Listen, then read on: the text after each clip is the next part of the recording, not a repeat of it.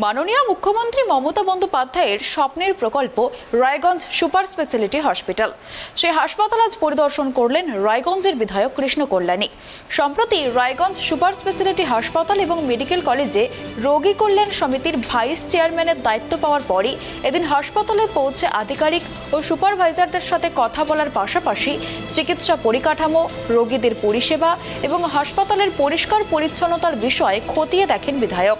প্রতিদিন সুষ্ঠু চিকিৎসা পরিষেবা এবং পরিষ্কার পরিচ্ছন্নতা দেখভাল করার জন্য বিধায়কের স্বাস্থ্য প্রতিনিধিরা হাসপাতাল পরিদর্শন করবেন বলে জানিয়েছেন তিনি।